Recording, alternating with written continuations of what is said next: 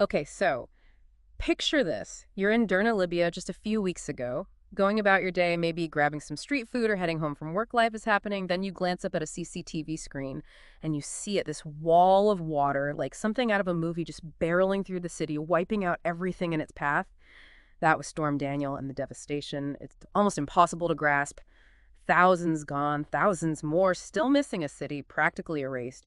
We're talking 70% of infrastructure, 95% of schools just gone. It's truly heartbreaking. And as we dig into this Tricontinental article you've shared, Yeah. we'll unpack how this went from a natural disaster to, well, a man-made catastrophe too. Right, like I get it, storms are powerful, but this article doesn't let us forget there's way more to the story than just Mother Nature, right? Absolutely.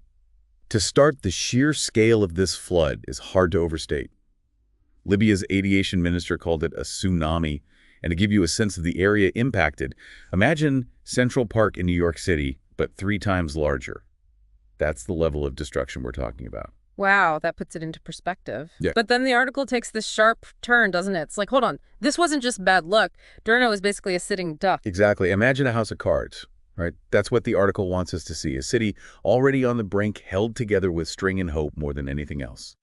And a big part of that is because since the 2011 NATO intervention, which we'll get into, Libya has been fractured, a divided state, as the article calls it. You essentially have 2 governments, one in Tripoli, one in Sirte, both vying for power. So instead of coming together to face this threat, they're basically stuck in a perpetual tug of war. No wonder things were so fragile. Right, and it's not like there weren't warnings.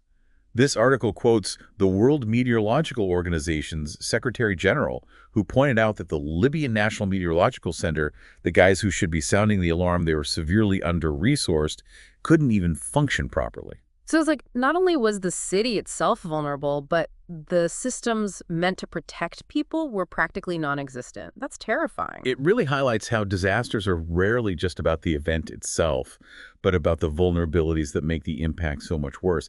And in Derna's case, those vulnerabilities were deeply rooted in the political turmoil that followed the 2011 NATO intervention. Which I have a feeling is a whole other can of worms we're about to open. Okay, so 2011 NATO intervention in Libya. I'm kind of fuzzy on the details. It's one of those things you hear about. But this article makes it clear we can't just gloss over it, can we? Not at all. Yeah. It's like trying to understand a book without reading a key chapter. So rewind to 2011. The Arab Spring is in full swing, protests erupting across North Africa and the Middle East and in Libya. It's against Muammar Gaddafi's regime. Now, this article isn't neutral here. It argues that NATO's intervention, mainly driven by France and the U.S., wasn't really about protecting civilians like they claimed, but more about using the chaos to oust Gaddafi. Yeah, they use this phrase, unnecessary act of vengeance. It's intense. It is, and to understand why, imagine this, the African Union. That's the entire continent is trying to broker peace. They're making headway, even getting Gaddafi to agree to a ceasefire. But NATO, they basically steamroll ahead with their intervention anyway. Wow, talk about adding insult to injury. So this intervention throws Libya into chaos, but how does it connect directly to what happened in Derna? Remember those dams that broke, built in the 70s, but in the years before the war, the Libyan government was actually taking steps to get them restored. Funds were allocated, contracts were signed.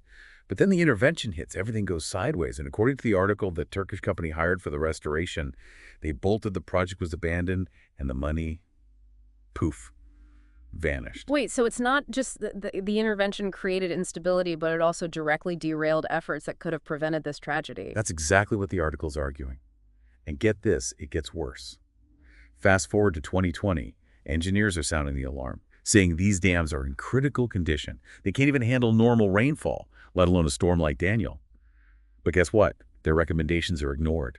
It's a pattern of neglect that cost Derna dearly. It's like a 1-2 punch. First, the intervention creates chaos, then this chaos leads to critical oversights, and bam, Derna becomes incredibly vulnerable. And what's even more frustrating is that, according to the article, NATO has never really taken responsibility for their role in this. They even quote NATO's legal advisor, who basically says, no need to investigate war crimes. We didn't intentionally target civilians. It's like saying, oops, sorry about the massive collateral damage, but hey, we didn't mean to. That's a tough pill to swallow. It makes you think about the long-term costs of these interventions, the unintended consequences that ripple outward for years, decades even. Yeah. But the article doesn't stop at just Libya, does it? It's like this is part of a bigger pattern. Exactly. The article wants us to see Derna's tragedy not as an isolated incident, but as a consequence of broader geopolitical forces at play. particularly the West's tendency to intervene in ways that often backfire and destabilize entire regions. Okay, so if Libya is like one chapter in this story, what does the rest of the book look like? What happened as a result of this intervention that continues to affect the region today? So we're talking about ripple effects, and this article takes it way beyond just Libya. It's suggesting that what happened in 2011, it's still shaping a huge chunk of the world today. Exactly. Think of it like this. The intervention creates this power vacuum in Libya, right? And into that vacuum rushes a whole bunch of armed groups, some of them Islamic radicals who now have free reign. The article makes a direct link between this and the wave of coups we've seen in the Sahel region. And hold on, Sahel region, for those of us who don't have a map in front of us. Right. Sorry. The Sahel is this band of territory just south of the Sahara Desert, stretching across Africa. Think Burkina Faso, Mali, Niger. These countries have all been grappling with coups and instability, and the article argues it's directly tied to the fallout from Libya. Okay, so we've got instability spreading like wildfire. But it doesn't stop there, does it? Instability means people on the move desperate to escape. Right. And that leads to what the article calls a migration crisis.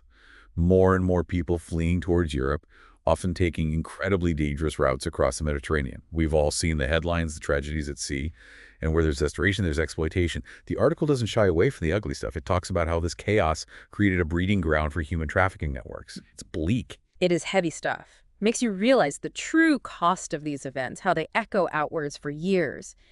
But even amidst all this tragedy, the article keeps coming back to this Libyan poet, Mustafa al-Trabelsi. It's like his story, his words, they hold the key to understanding something deeper. Absolutely. Al-Trabelsi was from Derna. He died in the flood. Right. But here's the thing. He'd been warning about those dams for years. There's this Facebook post of his, the article quotes, where he talks about how Derna was exposed to whipping and bombing and then enclosed by a wall that had no door. It's like he's describing a city abandoned, left to fend for itself. And then his final poem, Yeah. you mentioned, it really got to you. It did. It was like a gut punch, you know? He wrote it as the floodwaters were rising, and it captures the sheer terror, the devastation, but also this fierce resilience of the Libyan people. He talks about the rain exposing the drenched streets, a cheating contractor, and the failed state. It's raw, powerful stuff. Powerful and so heartbreaking, especially knowing what happened to him. But even in the face of all that you said, there's a glimmer of hope in his words. There is. He talks about how the rain, despite everything, is also a sign of goodness, a promise of help, an alarm bell. It's like he's clinging to the belief that even this tragedy can be a catalyst for change, for something better. It's a powerful message and one we should all take to heart. So we've covered a lot of ground here. We've gone from a devastating flood to political turmoil, a foreign intervention, human trafficking, and the enduring power of art. If you had to distill it down, what's the one thing you hope our listener walks away with? I think it's the interconnectedness of it all. The Derna flood wasn't just a natural disaster. It was a man-made catastrophe, fueled by political instability, a legacy of foreign intervention, and a failure to heed warnings. It's a stark reminder that we can't view these events in isolation. They're symptoms of larger systemic issues, and understanding those root causes is crucial if we want to prevent future tragedies. It's a lot to process, but incredibly important. And as we wrap up, what's the one question you want our listener to ponder, something to sit with as they think about Derna and the broader issues we've discussed? The question I keep coming back to is this.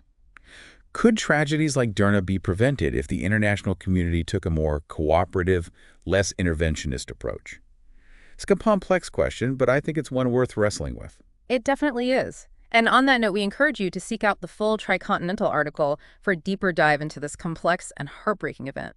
Until next time, thanks for joining us for this deep dive.